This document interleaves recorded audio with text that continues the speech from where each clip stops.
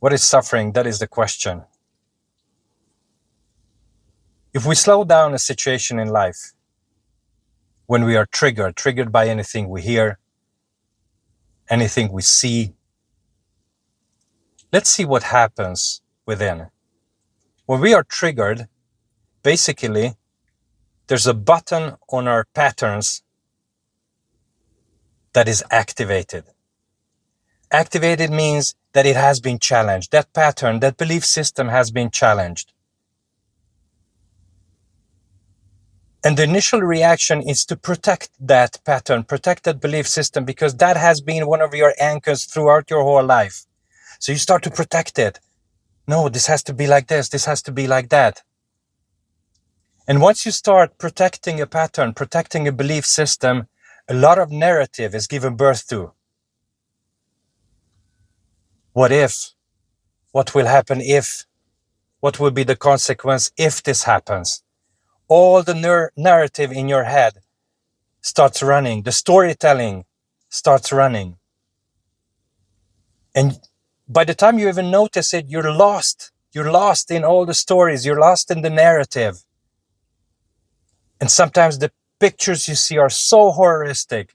The chatter you hear in your head are so annoying that you really want to get rid of that.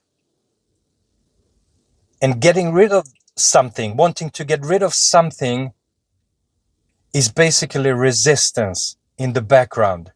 And resistance is suffering. So actually, suffering is resistance to any narrative you have. Unconscious suffering is when you're completely lost in the narrative, you don't feel good, and you have absolutely no clue what is happening. The mind is dragging you from one situation to another. All you feel is that you're in constant discomfort, constant anxiety, constant stress, unrest, and you have no clue whatsoever what is happening. That is bondage. That is unconscious suffering. But then I realized that whatever is arising, you can be okay with that. You can accept it. You can allow that. And that is called conscious suffering. Sit in it. Feel it fully. Feel it fully. Whatever is arising, if it's anxiety, then it's anxiety. Whatever feeling, whatever emotion, whatever thought is arising, you can let it be. You can allow it to be there. You can accept it. You can surrender to what is. You can be okay with what is. So you're actually okay with what is, and you sit in it. You don't want to change anything. You don't want to change anything. You don't want to fix anything. You just burn in anything that is arising, which means that there is a sort of distance created between you and the suffering itself, you and the narrative itself, you and the thought itself, you and the emotion itself. Thereby, the suffering itself will not be able to touch you as much. It will not harm you. And the suffering will not be prolonged throughout time. Because if you're lost in your narrative, then the suffering goes on. It goes on and goes on until a period of time when it loses its fanciness, it loses its attraction, and you basically let go of it because you get exhausted, you get tired of it, and it doesn't get your attention anymore. Now, when conscious suffering is happening, that's a step further towards finding peace. But I had to realize that conscious suffering, when you are aware of what is happening, when you are aware of what is arising, when you are aware of everything that is arising, it's still the personal identity that is aware. You imagine a personal doer still behind everything. You still imagine a personal doer, an individual doer behind allowing. So now you can go beyond that. You can take one step further or one step back and say that unconscious suffering is bondage, is complete prison, it's bondage. Conscious suffering, now we have a glimpse about the peace itself. And then you realize that neither this nor that is the way to peace. But realizing this is not a personal experience. It's an impersonal experience.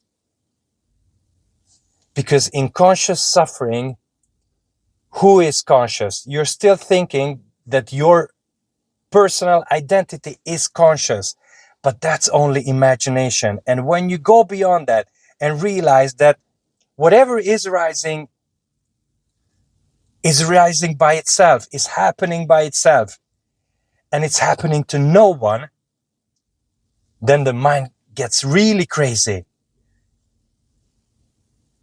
There's a revelation here. Something you have been found out, something you have overlooked, now suddenly is clear. But this is an impersonal happening. And the reason why I'm talking about this, because I get a question on my channel asking that, how come I talk about difficulties after spiritual awakening? Because spiritual awakening should be the end of suffering, according to a spiritual seeker. Spiritual awakening is not the end of suffering. But your relationship to suffering will be completely different. Because once you realize that everything that is appearing, including suffering, including anxiety, including everything that is appearing, it's appearing to no one, then in the given moment, it is showing it to yourself, to you. It is showing to you. It is appearing, but it can pass. Because there's no one there to engage with it. If you imagine that there is someone there who wants to possess that thing that is appearing, then you prolong suffering. But if you realize, if there's a realization, and it's an impersonal realization that there's no one there, there's no individual doer wanting to possess everything that is arising, then even if there is suffering shows itself, and then it passes. Everything is basically just an appearance in consciousness, by consciousness, happening to no one. And this realization, when I realize this, mind is absolutely not happy about this. Mind will do everything to regain its authority. So that's why there will be a lot of pain and difficulties, and anxiety may arise after spiritual awakening as well.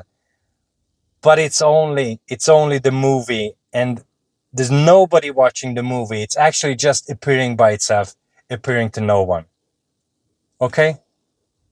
So yes, there is suffering, but your relationship to suffering is completely different after spiritual awakening.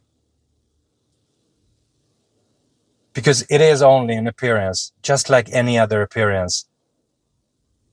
And if you're not clinged to it, it can move on very easily. I remember watching Alan Watts' videos the other day. And he said that after spiritual awakening, I didn't feel happiness, but I was at peace. And this is what I feel exactly. I don't feel great happiness, but I'm always at peace. Thank you very much for watching my channel, and see you in my next video. Bye-bye.